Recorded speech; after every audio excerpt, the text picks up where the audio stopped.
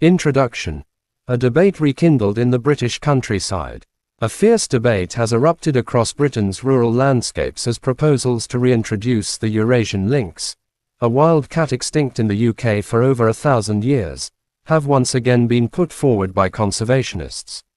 The plan, backed by several wildlife charities and environmental groups, aims to restore the ecological balance and boost biodiversity by bringing back this elusive predator to areas like the Scottish Highlands and parts of northern England. But not everyone is convinced. Farmers, landowners, and rural workers have voiced strong opposition, warning that bringing back the lynx could ruin livelihoods, threaten livestock, and disrupt an already fragile balance between people and nature. What began as a conservation project has quickly spiraled into a national argument about land use, environmental responsibility, and the future of the countryside itself. A glimpse into the past, when lynx roamed the Isles. The Eurasian lynx, once roamed freely across Britain's dense forests. Recognizable by its tufted ears and piercing amber eyes, the lynx was a top predator, helping to control deer and small mammal populations. However, centuries of deforestation, hunting, and habitat loss gradually wiped them out, with most experts agreeing that the species disappeared from the British Isles around 1,300 years ago. In recent decades, efforts to reintroduce extinct species have gained traction across Europe.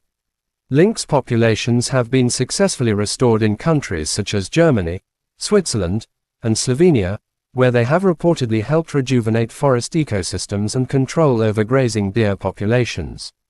Encouraged by these successes, some British conservationists have argued that the UK, known for its heavily managed landscapes, needs apex predators like the lynx to help rewild its countryside.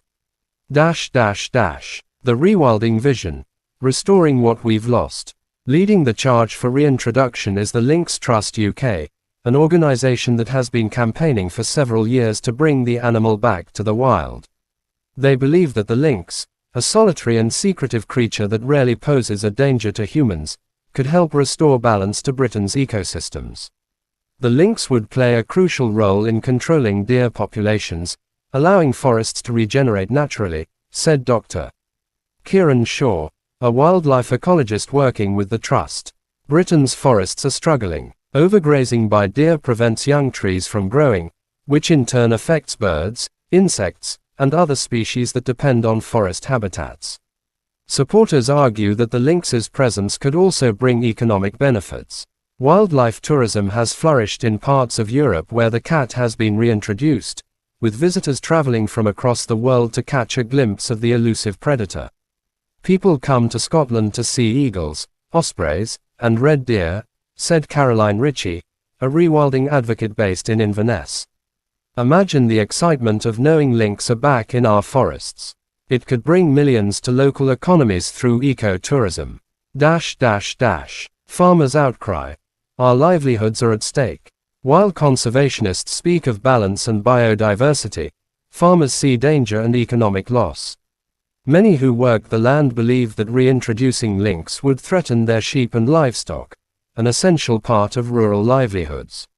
Sheep farming is already a struggle with rising costs and market instability, said Tom Jenkins, a third-generation farmer from Northumberland.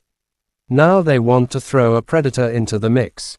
It's madness. One lynx attack could wipe out a small flock's profit for the year.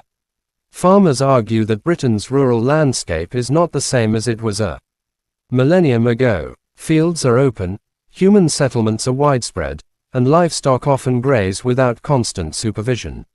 The lynx may not pose a threat to humans, but they will see lambs as easy prey, Jenkins added. We'd be the ones left to deal with the consequences.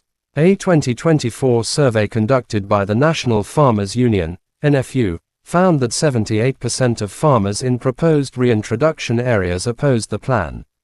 Their primary concerns were livestock loss, increased insurance costs, and the absence of any clear compensation mechanism in case of attacks. Ecologists respond. Fear doesn't match the facts. Wildlife experts, however, insist that these fears are exaggerated. Studies from Europe show that lynx rarely attack livestock when sufficient wild prey, mainly deer, is available. In countries such as Norway and Poland, lynx attacks on farm animals account for less than 1% of total livestock deaths. Lynx are shy, solitary creatures that actively avoid human contact, explained Professor Elena Petrov, a zoologist from the University of Edinburgh. They hunt mainly at night and stick to forested areas. The risk to livestock, particularly in areas with abundant deer, is minimal. Conservation groups have also proposed measures to protect farmers, including compensation schemes and deterrent programs. They point out that similar systems in continental Europe have helped ease tensions between farmers and conservationists.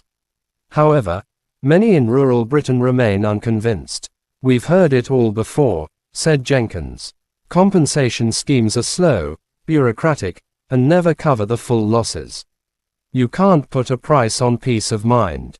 The policy puzzle. Who gets to decide?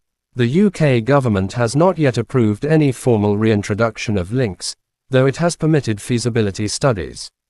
The Department for Environment, Food and Rural Affairs, DEFRA, maintains that any reintroduction must consider the social, economic, and ecological impacts on affected communities.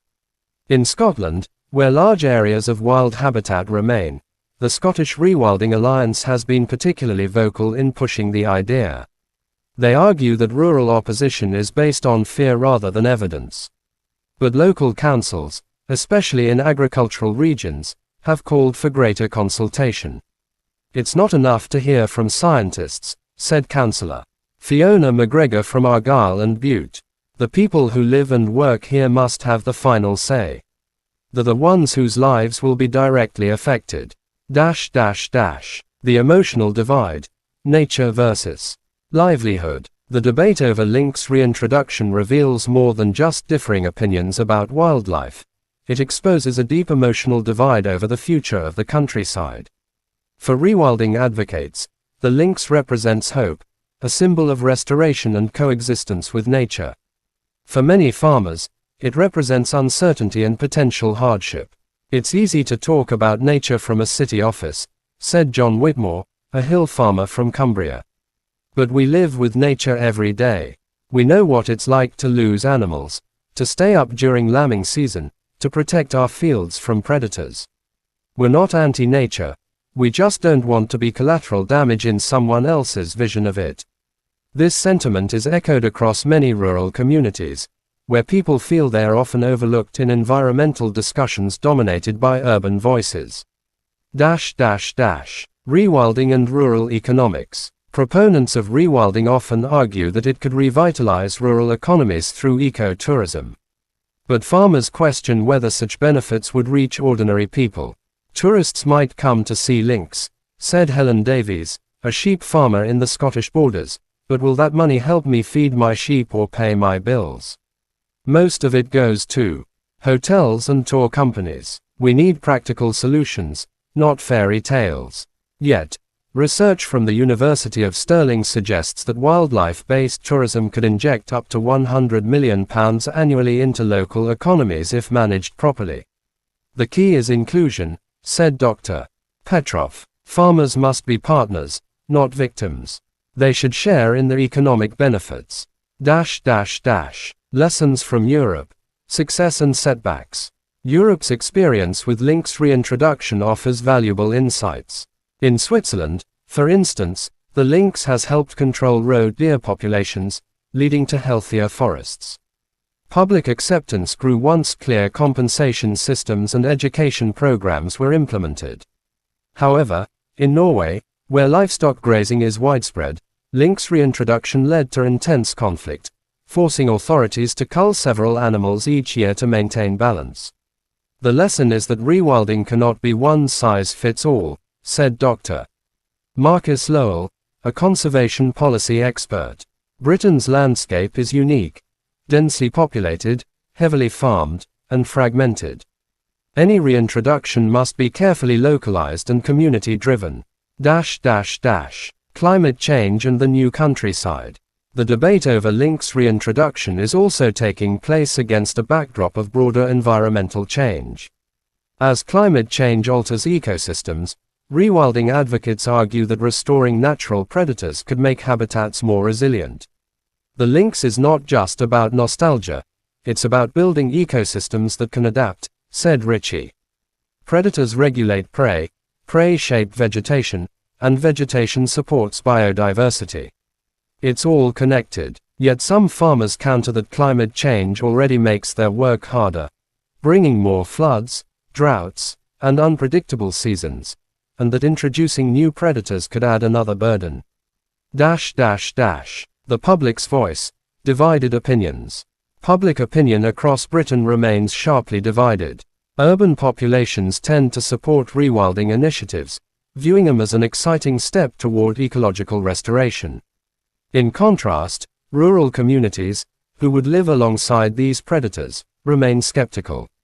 A 2025 YouGov poll found that 61% of respondents across the UK supported the reintroduction of lynx, in principle, but only 29% of rural residents agreed. People in London love the idea of lynx in Scotland, said Whitmore with a wry smile.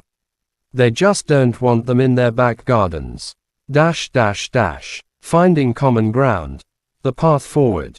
Despite the tensions, there are signs that compromise is possible. Pilot programs have been proposed that would involve releasing a small number of lynx in large, fenced reserves rather than directly into open countryside. Such, semi-wild, trials could help researchers study how the animals adapt while easing public fears. We need science, not slogans, said Dr. Shaw. Small, controlled trials could show whether reintroduction is truly viable. Collaboration, transparency, and compensation are also seen as key elements. Farmers need to be part of the planning, not an afterthought, said Davies. If we're listened to and protected, maybe there's a middle ground. Conclusion. A symbol of Britain's future. The lynx debate is not just about a single species. It's about how Britain sees its relationship with the natural world. Is the countryside a place of production or restoration? Can wildlife and livelihoods coexist in a modern landscape? For now, the question remains open. As policymakers weigh evidence and emotions, one truth stands out: every side in this debate cares deeply about the land, albeit in different ways. Whether or not the lynx ever stalks Britain's forests again, its shadow already looms large, forcing a nation to confront what it values most about its wild places.